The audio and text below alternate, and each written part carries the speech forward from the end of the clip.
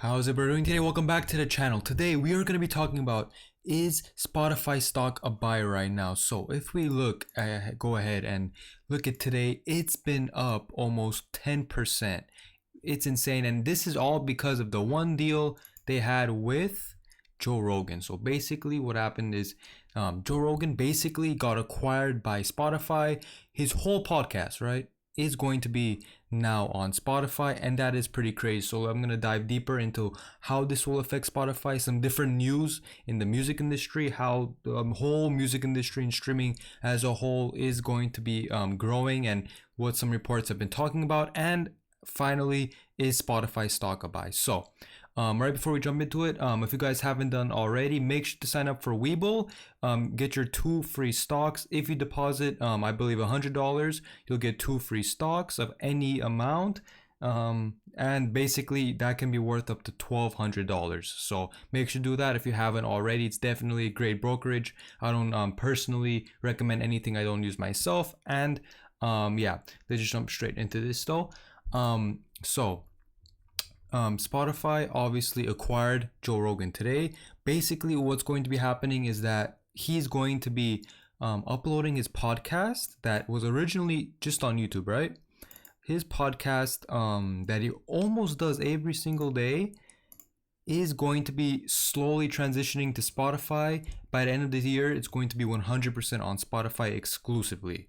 So this may not seem like a big deal, but when you dive a little bit deeper, look at the amount of views he has.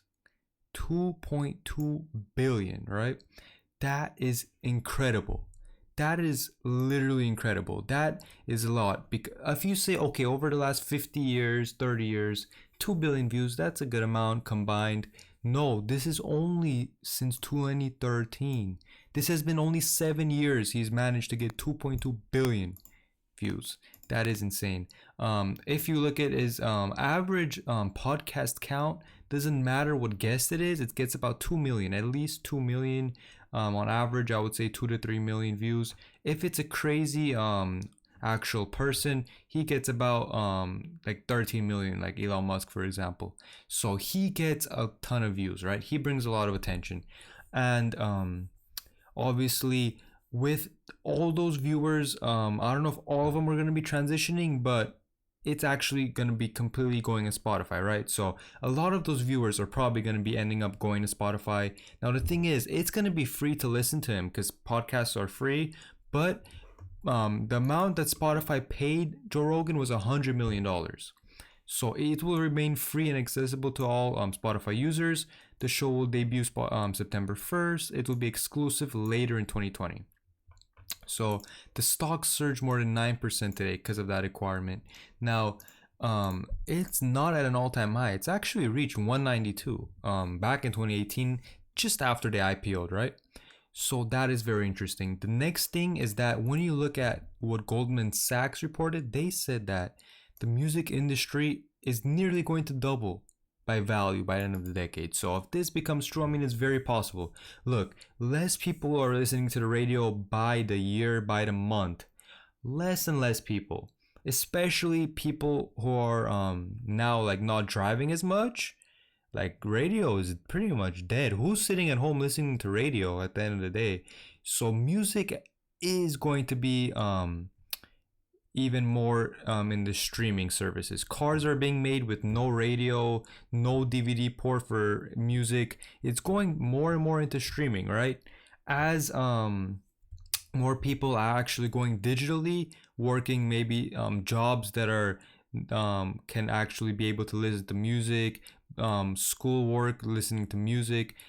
Like, it's very possible that the online streaming market can grow 1.2 billion users by 2030. That is not that much. We saw Joe Rogan gets 2.2 billion views combined. That's combined. That's not like 2 billion different people.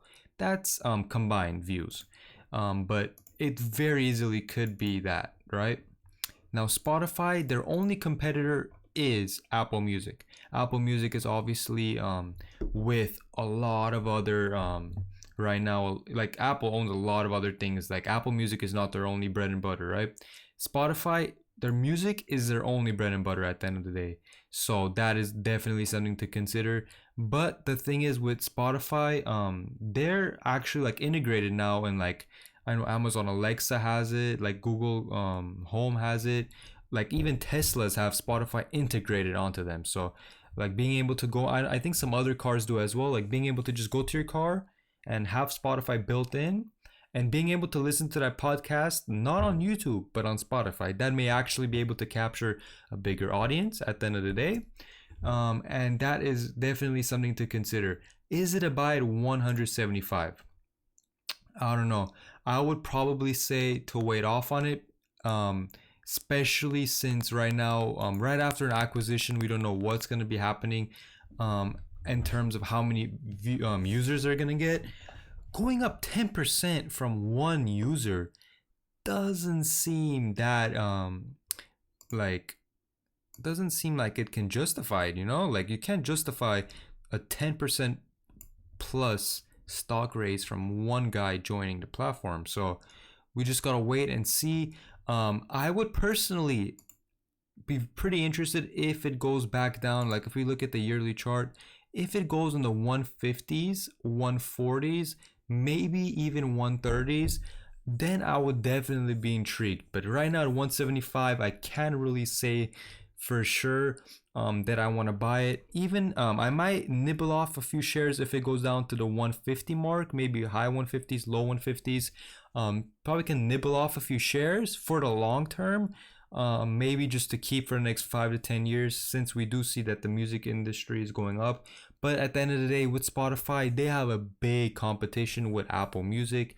And when it's not Apple Music, Amazon Prime Music and YouTube Music have tried to compete, but they just can't compete. So at the end of the day, they could come out of nowhere and compete, but in the same time, I think Spotify is like solidified. They have like a great platform, but these digital assets, like they can come and go pretty fast. So it just has to, like, that's why the price point has to be there, if you guys know what I mean. So me personally, a $32 billion market cap, it's a bit high. It's a bit rich. Maybe once it goes down to 150s, I would like be able to nibble off a few shares. But right now, I don't think I can. So yeah, that has been the video, guys. If you guys can subscribe to this channel if you made it to this part. I'm trying to hit 1,000 subscribers by the end of this year. So any help at all can be actually help me out, and it'll be really appreciated. So yeah, thanks for watching, and I'll see you on my next video.